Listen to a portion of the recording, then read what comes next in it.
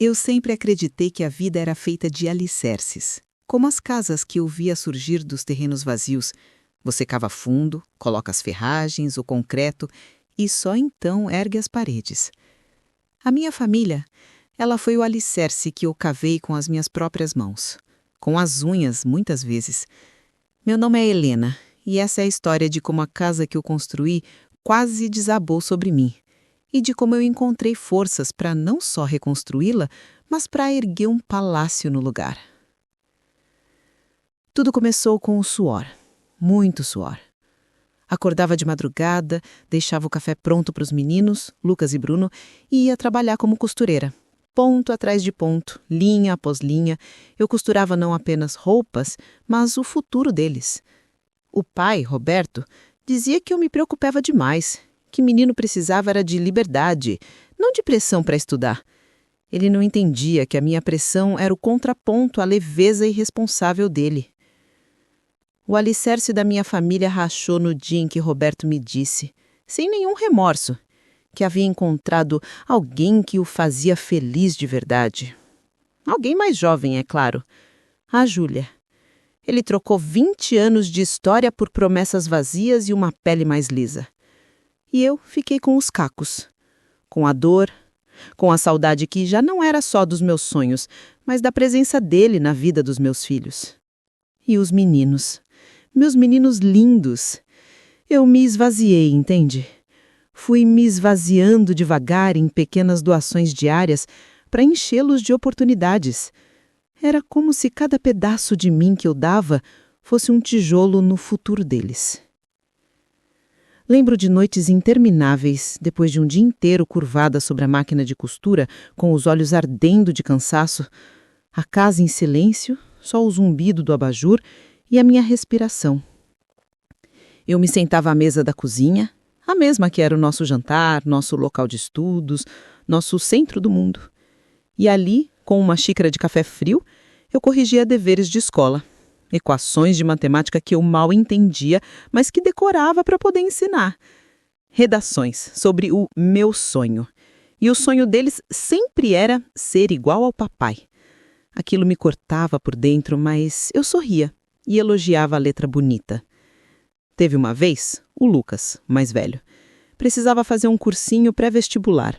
Um daqueles caros que prometia vaga nas melhores federais. Onde arrancar esse dinheiro? A solução veio de uma pequena caixinha de madeira guardada no fundo do armário. Lá estavam as joias que herdei da minha avó. Um par de brincos de pérola, uma fina corrente de ouro. Eram as únicas coisas de valor que eu tinha. Um elo com um passado, com a minha própria história. Vendi tudo. Na hora, a senhora da loja de penhor me olhou com pena. Tem certeza, minha filha? Eu tive. Cada brinco vendido era uma aula a mais para o meu filho. A dor de ver aquelas peças indo embora era menor que o frio na barriga de imaginá-lo sem a mesma chance dos ricos. E a comida? Ah, a comida. A gente se vira. Havia semanas em que o orçamento simplesmente não fechava, especialmente depois que Roberto foi embora e a pensão era irrisória. A gente comia o que dava. Pão com ovo virou nosso prato principal. Ovo frito, ovo cozido, ovo mexido. Eu inventava 1000 formas para disfarçar. Hoje é ovo à provençal. Eu anunciava, tentando fazer deles reis de um banquete imaginário. Eu dizia que não estava com fome, que já tinha comido, enquanto dividia um único ovo entre os 2 pratos deles. O meu estômago roncava, mas o meu coração se alimentava do brilho nos olhos deles quando tiravam uma nota boa. O sacrifício era o tempero de cada refeição. E deu certo, meu Deus, como deu certo! O dia da formatura, não há palavras. Ver meus filhos, de beca e capelo, recebendo aqueles diplomas, o coração não só inchava de orgulho, ele parecia que ia explodir, tomar conta do auditório inteiro. Eles estavam radiantes, eram doutores. Eram a prova viva de que cada noite em claro, cada joia vendida, cada ovo comido no meu lugar, tinha valido a pena. Eles eram, sem sombra de dúvidas, a minha maior obra, a obra-prima da minha vida. Mas um alicerce fraco contamina toda a construção. E o nosso alicerce, o da nossa família, sempre teve uma rachadura. O Roberto. Ele, que sempre esteve distante, física e emocionalmente, que achava exagero a minha dedicação, que via meus sacrifícios como neurose de mãe, esse mesmo homem veio voltando para a vida deles como uma maré, justamente quando o sucesso começou a brotar. De repente, ele tinha tempo, tinha conselhos, tinha capital e contatos no mercado. A linguagem dele era a que meus filhos, agora engenheiros ambiciosos, entendiam e admiravam. E eu ficava na varanda, vendo os carros deles chegarem e saírem, as reuniões animadas na sala que outrora foi nossa. Aos poucos, o papai voltou a ser herói. E então veio a ideia, a grande ideia, a construtora alvorada. Nascia do suor dele, sim, mas também do cheque gordo do Roberto. E eu? Onde eu estava nesse sonho? Onde estava a mãe que costurou os primeiros uniformes, que decorou fórmulas de física, que vendeu suas memórias em forma de joias, para que eles chegassem até ali? Eu fiquei para trás. Fui relegada. A mãe que criou, que educou, que suou, que jejuou. Agora era só a mãe. A figura do passado. A pessoa que você visita no Dia das Mães, com um abraço rápido e um perfume caro, que não tem a ver comigo. A parte antiga da história. Aquela que fica embaçada nas fotos antigas, que ninguém quer realmente relembrar, porque lembra também da luta, da pobreza, da dor. Eu me tornei um capítulo que eles estavam ansiosos para virar, para poderem, enfim, escrever a sua própria história de sucesso. Uma história que, ironicamente, tinha o Roberto como coautor. E eu, a autora invisível, fiquei nas entrelinhas, esquecida. A solidão, ela não chegou de repente. Foi chegando devagar, como um inverno rigoroso que vai esfriando os ossos, dia após dia. Primeiro, foram os telefonemas que rarearam. De diários, passaram a ser semanais. Depois, só quando precisavam de algo. Mãe, você tem aquele documento? Ou, mãe, lembra o nome daquela professora? A voz deles no telefone tinha uma pressa que doía mais que o silêncio. E as visitas? Ah, as visitas. Eram como cometas. Eu ficava semanas, às vezes meses, olhando para o céu vazio da minha vida, esperando um sinal. E quando eles apareciam, era uma rajada rápida, barulhenta e passageira. Chegavam com presentes caros, embalagens que gritavam culpa, mas não traziam o que eu realmente queria. Tempo. Um café coado na minha velha cafeteira. Uma conversa no sofá desgastado. Eles vinham de carrão, estacionavam na frente do meu humilde sobrado como se fosse um estacionamento público. E em meia hora já estavam de partida. A gente tem um compromisso, mãe. O compromisso era sempre com uma vida da qual eu não fazia parte. E quando eu me armava de coragem e ia visitá-los, as noras. A Carla, a mulher do Lucas, e a Patrícia do Bruno. Eram como espinhos fincados no meu peito. Espinhos afiados, de veneno lento. A Carla me recebia na casa enorme dela, toda vidro e aço, fria como um showroom. Tudo era imaculado, e eu sentia que o meu simples respirar sujava o ambiente. Ela me oferecia uma água com gelo e um sorriso de plástico. Meus netos, meus doces netos, corriam para me abraçar, e o coração até aliviava. Mas a Carla sempre intervinha. Cuidado, não amasse o vestido da vovó. Maria, sai de perto, a vovó está cansada. Ela os afastava de mim como se eu fosse uma fonte de contaminação. E teve a vez que o Pedro, meu netinho mais novo, veio correndo e me abraçou, com aquela pureza que só as crianças têm. Vovó, por que a senhora não vem sempre? Eu sinto sua falta. Aquele sempre cortou meu coração ao meio. Antes que eu pudesse responder, a Carla surgiu, puxou ele pelo braço com uma força que me assustou e disse com uma voz docemente ácida: Pedro, não amole a vovó. Ela é simples, o nosso bairro é muito longe e ela não se adapta aqui. Além do mais, a vovó tem a vida dela, não pode ficar vindo sempre. Simples. Essa palavra ecoou na sala silenciosa e luxuosa como um tiro. Doía mais do que um grito. Era uma sentença. Ela não disse pobre, não disse humilde, disse simples. Como se eu fosse uma coisa sem complexidade, sem valor, que não pertencia àquele mundo de sofisticação vazia deles. A Patrícia do Bruno era pior. A humilhação dela era por comparação. Ah, sogra, veja só esse vestido que comprei em Paris. E olhava para o meu comprado na feira. O Bruno me deu essa bolsa, é importada, sabe? E eu segurava minha bolsa de couro já desbotado pelo uso. Ela ria, um riso de cristal que estilhaçava minha autoestima. Você deveria se cuidar mais, sogra, se permitir. A vida é curta. Como se eu não tivesse me cuidado a vida inteira, cuidando deles. E a Júlia, a nova mulher do Roberto, ela era a mestra da humilhação sutil.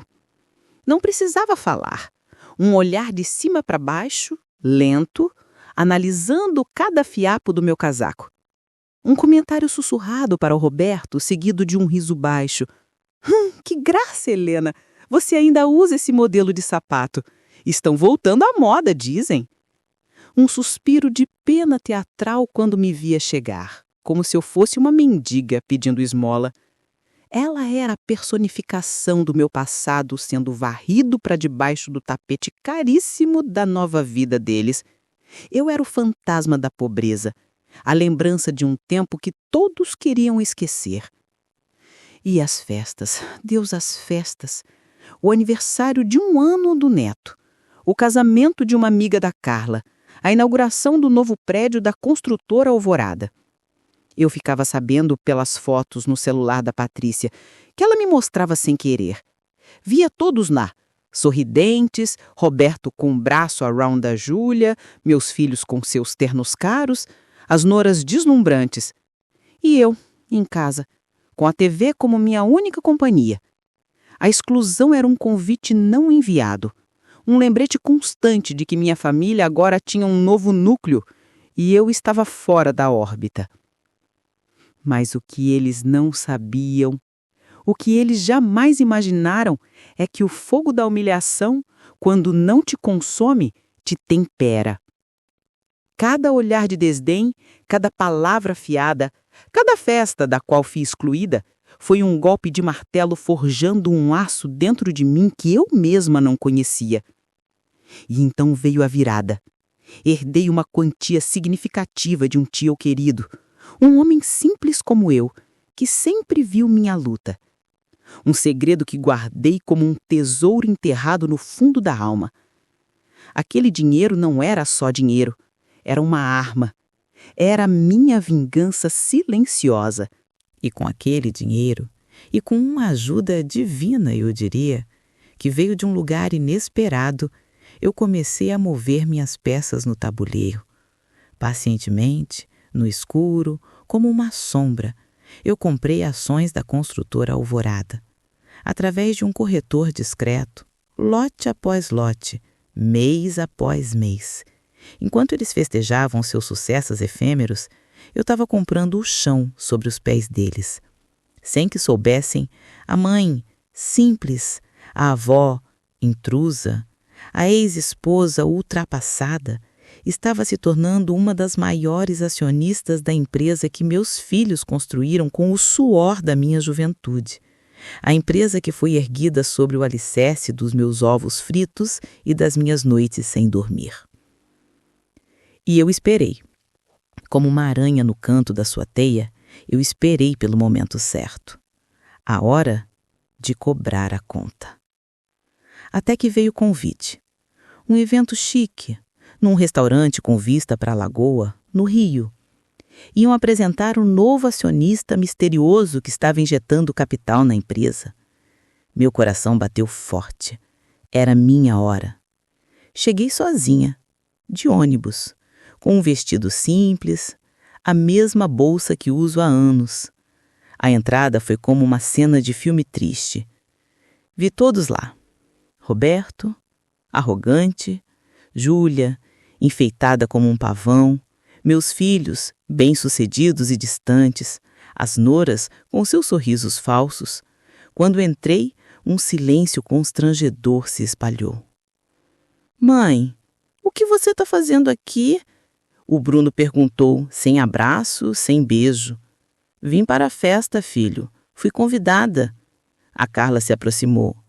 Que coragem, Helena. Mas essa mesa principal é só para convidados especiais. Talvez você fique mais confortável ali no fundo. E eu fui.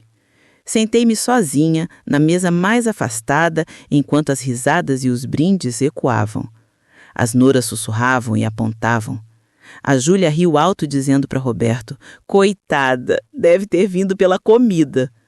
A dor era um nó na garganta, mas eu não choraria. Não ali. Então decidi dar o primeiro golpe. Chamei o garçom. Por favor, quero o prato mais caro do cardápio e a champanhe mais cara que vocês têm. A mais cara de todas. O garçom pareceu surpreso, mas anotou. A notícia se espalhou. Lucas veio até minha mesa irritado. Mãe, pelo amor de Deus, o que é isso? Como você vai pagar por isso? Você perdeu a noção? A Patrícia se sentou com aquele sorriso de dentes perfeitos. Sogra, não se envergonhe. Nós pagamos por você, está bem? Todo mundo tem vontade de conhecer um luxo desses um dia. Eu apenas olhei para ele sem dizer uma palavra. A humilhação era um vinho amargo que eles me serviam, mas eu não beberia mais. Foi então que as luzes se concentraram no palco. Roberto subiu para o microfone. Amigos, sócios, família, o momento mais aguardado da noite. Vamos apresentar o nosso novo acionista majoritário, a pessoa que acreditou no nosso projeto e que vai levar a Alvorada a novos patamares. Todos olhavam para a porta, esperando uma figura imponente. Foi quando um homem alto, de terno impecável, entrou no restaurante. Ele tinha uma presença que silenciava a sala. Era Arthur Montenegro, um dos homens mais ricos do Brasil. Todos sussurraram. A Júlia até se arrumou no vestido. E então, para o espanto de todos, Arthur não foi para o palco. Não foi para a mesa principal. Ele caminhou calmamente, com um sorriso tranquilo, direto para minha mesa no fundo do salão. Ele puxou a cadeira, sentou-se ao meu lado, pegou minha mão e deu um beijo suave. O silêncio foi absoluto. Dá para ouvir o som da champanhe borbulhando na taça. Júlia, desesperada, se levantou. Senhor Montenegro, que honra! Por favor, venha para a nossa mesa. Você não deve se importunar com... Bem, venha para onde é adequado. Arthur olhou para ela e sua voz, calma, mas cortante, ecoou. Estou perfeitamente onde devo estar. Obrigado. Jantando com a minha esposa. A palavra esposa caiu como uma bomba. Os rostos dos meus filhos congelaram. Roberto parecia ter visto um fantasma. As noras pareciam que iam engasgar. Foi a minha hora. Deixei a mão do Arthur, peguei minha pasta simples de couro marrom e subi no palco, tirando o microfone da mão atônita de Roberto. Boa noite a todos. É interessante estar aqui. Na última vez que estive em uma festa da família, eu estava servindo salgadinhos. Hoje parece que eu sou o prato principal. Um silêncio mortal. Ninguém ri. Eles estão paralisados. O Roberto disse que vocês iam conhecer o novo acionista. E ele estava certo. Só se enganou no gênero. Abro a pasta com um clique deliberadamente lento. O som ecoa na sala. Esses documentos não são apenas papéis.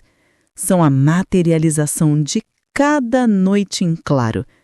De cada joia da minha avó que foi derretida para virar livros. De cada prato de ovo que eu comi sozinha, dizendo que não tinha fome, para que os meus filhos pudessem comer carne. Ergui os papéis para que todos os vejam. Minha voz, que um dia era suave, agora é feita de aço. Eu sou a nova acionista majoritária da construtora Alvorada. com o suor da minha herança e a força de cada humilhação que engoli calada, eu comprei cada ação, uma a uma, pacientemente, em silêncio. Enquanto riam de mim, eu comprava. Enquanto me excluíam, eu comprava. Enquanto me chamavam de simples, eu estava nos bastidores, me tornando a dona. E porque eu sempre acreditei no trabalho dos meus filhos. Acreditei quando ninguém mais acreditava. Só não sabia que, no caminho, eles haviam esquecido de quem primeiro lhes ensinou o valor do trabalho. Esqueceram que o caráter se constrói antes do concreto.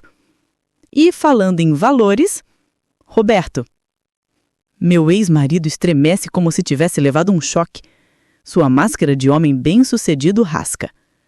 Enquanto você dava entrevistas falando em transparência e ética nos negócios, você era muito ocupada. Ocupado desviando recursos da própria empresa que ajudou a fundar. Ocupado abrindo contas discretas na Suíça. O suspiro coletivo é audível. Júlia solta um pequeno grito. Tenho aqui... Tirei outro dossiê da pasta, um gesto teatral e calculado. O rastro de cada centavo. Transferências para uma holding fantasma no Liechtenstein, depósitos em francos suíços, tudo aqui. Tudo documentado. Roberto tenta falar, mas só sai um rosnado. Ele está encurralado. Agora, você tem uma escolha, Roberto. Uma só. Você vai devolver todo o dinheiro que desviou? Cada último centavo, com juros e correção. E você vai se afastar permanentemente da administração desta empresa. Hoje. Agora. Se você fizer isso, talvez eu não entregue este dossiê à Polícia Federal e à Receita. Talvez. Mas se você der um passo fora da linha que eu estou traçando, você não só perderá essa empresa, mas a sua liberdade. Todos os olhos na sala estão fixos em Roberto. A expressão de admiração deles se transformou em puro horror. As noras olham para ele como se fosse um monstro. Meus filhos, meus pobres filhos, finalmente veem o herói deles por aquilo que ele sempre foi. Um homem pequeno e ganancioso. Então, digo, voltando minha atenção para a plateia atônita, minha voz recuperando um tom formal. Como nova acionista majoritária, meu primeiro ato é aceitar a renúncia imediata do Sr. Roberto. E meu segundo é lembrar a todos nesta sala que os verdadeiros alicerces não são de concreto e aço, mas de honestidade e do amor de uma mãe que nunca desiste dos seus filhos. Desci do palco e caminhei até Arthur, que se levantou, orgulhoso. E antes que façam mais suposições, continuei, segurando o braço. Gostaria de lhes apresentar oficialmente o meu marido, Arthur. Nos casamos no civil, de forma simples e feliz há 1 ano. Ele não me resgatou, ele me encontrou já resiliente. E juntos, não vamos apenas administrar uma empresa, vamos administrar o nosso futuro. Um futuro onde o respeito não é negociável. A sala continuou em silêncio. Meus filhos olhavam para mim e, pela primeira vez em anos, eu via algo além de obrigação e constrangimento nos olhos deles. Vi surpresa, vi arrependimento e talvez, só talvez, um resquício do orgulho que eles tinham da mãe deles. Eu, Helena, a costureira, a humilhada, a esquecida, havia não apenas comprado a empresa, eu havia finalmente comprado o meu lugar de direito. E o preço que cobraria pelo perdão? Bem, essa é uma outra história. E aí, meus queridos? A história da Helena tocou o coração de vocês? Ela poderia ter se deixado afundar na amargura, não é? Poderia ter ficado naquele canto, se vitimizando para sempre. Mas olhem o que ela fez. Ela usou a dor como combustível, a humilhação como lição, a solidão como terreno fértil para se reinventar. E é por isso que eu conto essa história para vocês hoje, para lembrar que ninguém pode te definir. Ninguém pode te colocar numa caixinha e te dar o rótulo de fracassada, ultrapassada ou simples. Esses rótulos são uma prisão que a gente só habita se aceitar a chave.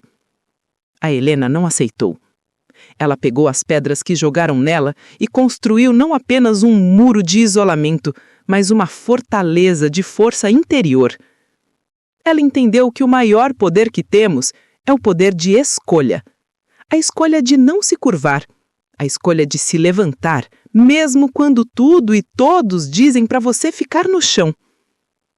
A vida vai te tentar derrubar. Vão duvidar de você. Vão te subestimar. Vão te magoar profundamente. A questão não é e se, mas o que você vai fazer quando isso acontecer? Você vai ficar no fundo do restaurante ouvindo as risadas? Ou você vai subir no palco e reescrever o seu destino? A decisão é sempre, sempre sua. Se essa história te inspirou, se te deu um pouco de força para enfrentar suas próprias batalhas, me faça um favor, tá? Deixe aquela curtida para que o YouTube entenda que você gostou desse tipo de conteúdo e me mande mais histórias como essa para contar. E, principalmente, clica aqui para se inscrever no canal e ativa o sininho, porque toda semana eu trago uma nova história para nos fortalecer, para nos lembrar da nossa própria força. Histórias de gente como a gente, que enfrentou o mundo e venceu. A jornada da Helena não termina aqui. A minha não, e a sua também não. Juntas, somos mais fortes. Um beijo no coração de cada um de vocês. E lembrem-se, por mais escura que seja a noite, o amanhecer sempre vem.